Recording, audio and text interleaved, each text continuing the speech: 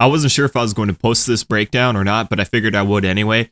Depending on what happens at UFC 196, I may need to redo this breakdown if McGregor fights Dos Anjos in the future, because by that time, McGregor will have fought, maybe even a few times, and there will be new things we've learned about his game.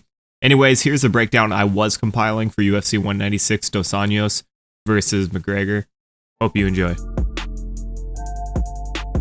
The first thing I would like to address is the popular opinion of Rafael Dos Anjos being the larger opponent. I hear this often from fighters and fans, which surprised me since their height, weight, and reach is public information. It seems everyone has forgotten how drawn out McGregor looked in most of his bouts at featherweight. He cuts a lot of weight to make 145, and it would be the same issue if we saw RDA make a move down to featherweight. Both these guys are the same height, and their frame seems to be very similar as well. You can see it when they faced off at the press conference. More specifically, the comment I had received was, and it wasn't the only comment, but this is the one that kind of got to me, because after I made the point that the height, weight, and reach were about the same, he replied with, when it comes to fight night, RDA will have size, like muscle, and just overall the larger person. Well, I'm not entirely sure what this means. If they're talking about muscle mass, muscle tone, or just athleticism, I can't confirm, but I don't know how you would have any idea without seeing McGregor at this age, at this weight, after the training camp, and on the scale, matched up side by side with RDA. He could be right. It seems RDA is very toned, but what difference will that make in the end, or what difference will that have in the fight? There's just no way to confirm it until they were to square off. So any talk of McGregor being too small and won't be able to handle the size of Dos Anjos is simply not true. He's competed at lightweight before, he's faced off with opponents of similar size. The difference is the playing field will be more even at lightweight. McGregor is not outsizing his opponent. Okay, with that out of the way, let's get to the styles matchup. As I said, McGregor has the 3-inch reach advantage. Both of them stand southpaw. However, RDA has experience fighting southpaw, he's been at the reach disadvantage before, and he's faced people with heavy hands before. Over the years, his striking has improved quite a bit from where it was. Dos Anjos started off as a Brazilian Jiu-Jitsu practitioner and currently holds a 3rd-degree black belt. His striking style, similar to most mixed martial artists, is Muay Thai based. Let's talk about RDA's striking for a moment. There's a common theme he has in all of his recent fights. His style, at least in the first couple rounds, is based off parrying the incoming shots and countering with, predominantly, a switch roundhouse kick to the body. You can see this in most any of his fights, but he really used it against Benson Henderson and Anthony Pettis. He did this to Cerrone as well in the first fight. In the second, it was a knee to the body that really hurt him.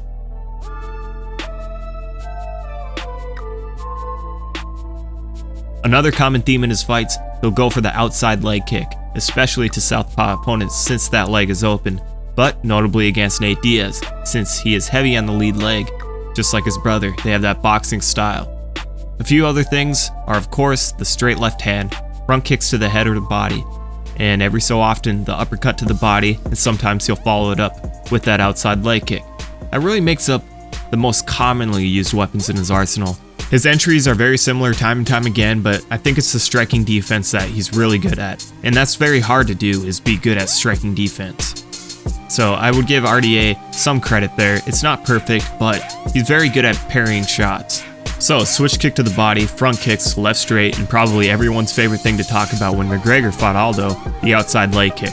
These are the things to keep an eye on as far as the striking offense of Dos Anjos. On the striking defense, look for him to parry and counter, using Muay Thai style footwork, changing levels, making McGregor think about the takedowns. Like I said before, he sets this up by parrying and countering for the most part. You'll see Dos Anjos feint the takedown, and even though you'd imagine his advantage over most of his opponents would be on the ground, he doesn't try to finish his opponents on the ground as of late, or it doesn't seem that way. Sometimes he'll take him down and beat him up, but he doesn't have a submission win, and I think in fact the last time he had a submission win was in 2012, which doesn't mean that he can't or won't finish McGregor with a submission, but it seems that he's taken a liking to striking and simply being dominant on the ground when he does take it there. What I'm trying to summarize is, although RDA may not look for or get the finish on the ground, his opponents know he's a dangerous grappler and the threat of the takedown is always prevalent, and so faking a takedown will generally work to get his opponent to react in a certain way that favors RDA. Since Dos Anjos almost always has the center of the octagon and is pressuring, the takedowns usually end up against the fence. Whether it's a single leg or a double leg, the distance his opponent has to the fence is usually pretty short.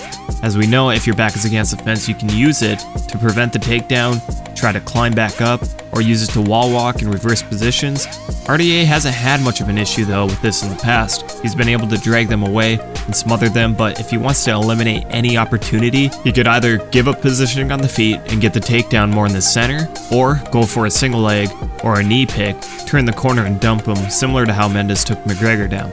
Now I know nobody's really given McGregor any credit for his takedown defense, but his arms are low and he can always catch that underhook, which he has done in the past.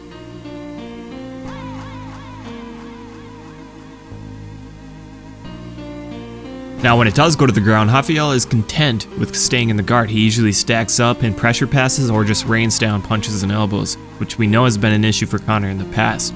RDA hasn't finished anyone with strengths on the ground before, but we can anticipate damage to be done for sure if RDA gets that position. He may be happy to stay there too, because passing the guard can create opportunities for Conor to escape. Keeping a dominant position in guard or half guard and doing damage would probably work more in his favor than risking an escape. Of course, this all depends if he can get it to the ground. Dos Anjos' entries to takedowns are okay, but not always the best. Sometimes he shoots out from way too far, and other times his opponents are simply able to get an underhook and circle out. Without a doubt, the more comfortable RDA is on the feet, the better his takedown entries are, like we saw against Pettis. It really depends if he has control of the octagon though, in my opinion. We saw Chad Mendes take down McGregor, but that's because his entries weren't bad, and his wrestling credentials are much better than RDA's, so we'll have to see how this fares for him in the fight, if he decides to take it to the ground. Remember, these are the most important keys to victory for Dos Anjos, because many people believe that the ground game will be the easiest way for him to win. There are any number of breakdowns on McGregor's striking, but let's highlight the main advantages he had at featherweight. Size. He was typically much larger than his opponents, which is harder for takedowns because of the body weight and closing distance because of the height and reach. Now, you could say Chad Mendes had no issue taking him down, but carrying around that body weight might have just wore him out a little bit. Like you said, he had a short camp, and carrying around somebody that's heavier than you, no matter what, it's going to tire you out, no matter how good your conditioning is. Power. Maybe you can attribute some of his power to his size, but I don't see him having any trouble knocking anyone out in lightweight. He's done it in the past, and win or lose this fight, which obviously isn't taking place, but keep in mind, win or lose against RDA, he is still capable of knocking out lightweights. Of course, this is primarily held in his left hand since he stands southpaw, but don't overlook his kicks. Although they're not all that great technically, they do keep his opponent's movement in check, and they do some damage if they land correctly. Last one is movement. Of course, the buzzword as of late is movement, but it's been around for a while. It's only being highlighted by McGregor. Much like RDA, he's excellent at dictating pace and keeping the center of the octagon. The way he times his strikes, uses feints, spinning attacks, these are all different ways to pressure and control his opponent and create those openings he's looking for. I think what will be so important in this fight is who holds the pressure advantage, and what I mean is who will be the one to control the center of the octagon. Then we can see who will focus more on counter-striking and who will be the one to engage. Based on their past two performances, I see it playing out similar to Aldo vs McGregor, where it takes place in the center, and then we'll see where it goes from there. Not saying someone is gonna get knocked out in 13 seconds, but that they will both contend in the center until someone gives. What we do know and expect McGregor to do is run up to the center, meet his opponent, and probably throw some sort of kick. And this is where I'd like to bring up a point that was made by Faraz Sahabi in his RDA vs McGregor pre-fight analysis video, which I've linked in the description. He didn't mention it in the video, but someone in the comments section asked, "You didn't mention McGregor's body kicks and flashy kicks." Faraz responded by saying, "True. I think his kicking game will get him taken down. He should stick with the boxing for this one." If you remember in the last McGregor fight against Aldo, I referenced Sahabi and disagreed with him, and I'm going to do it again here.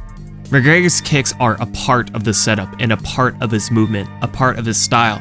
They help dictate where his opponent will move, and they chop away at the cardio. I've heard this before from other trainers that say, if you're facing someone with good wrestling or grappling, not to kick, because you'll get taken down. And I completely disagree. Let's reference another renowned trainer, Henry Hooft.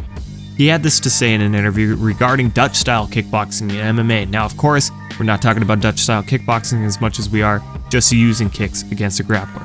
I quote, "We don't just kick or do something without thinking. We do everything in combinations. If you set up kicks with your hands, it's very difficult to take someone down if you keep punching their face first." He goes on to say, No, I cannot throw a low kick because maybe he's going to take me down. That means, guys, if you have the best weapons in the world, you're not going to use it because the other guy has weapons like that? That's the end of the quote. And I think he makes a good point there. There's no reason to take away your best weapon because there's an equal weapon on the other side of the octagon. Just use it, mask it, hide it. That way it stifles the other weapon of your opponent. I think that's the best way to go about it rather than giving in. On top of that, Robin Black's most recent interview on Joe Rogan's podcast also had similar sentiments that just happened to fit in perfectly with what I was already compiling on this script. Robin Black had many things to say about this, so go back to Joe Rogan Experience episode number 762.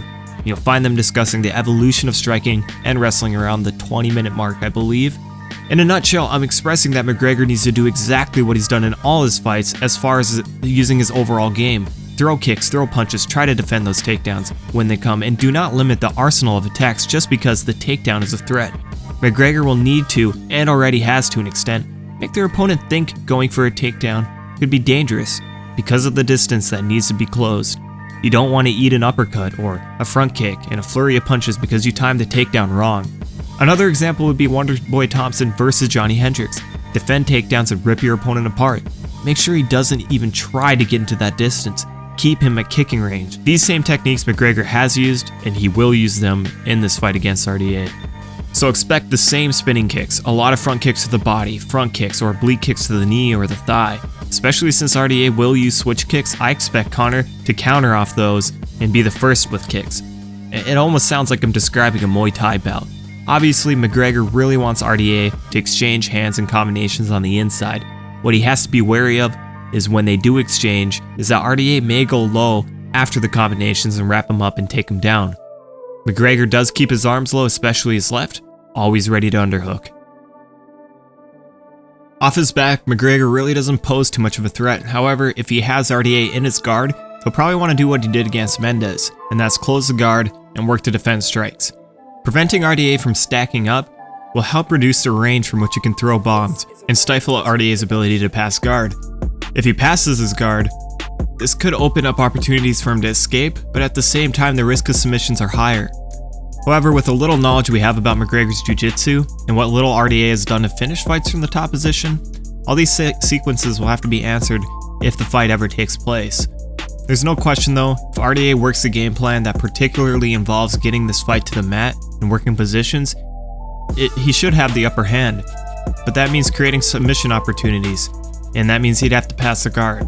But I'd like to see him go and try that route and finish McGregor in probably the most easiest way that people think that it could happen, and that's just on the ground.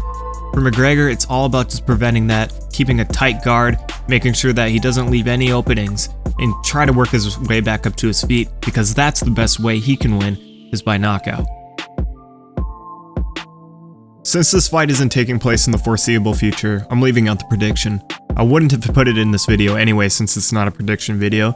But like I said before, if this fight does take place, I'll have to make an updated breakdown because we will have seen Conor and potentially RDA fight if they decide to make this matchup again.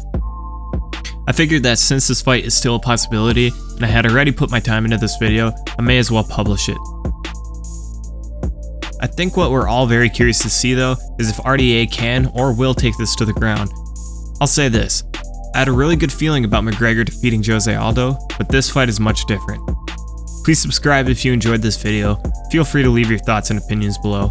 I'll release a McGregor versus Diaz discussion video soon. Maybe I'll do a breakdown, but I'm not sure if I'll have the time for that.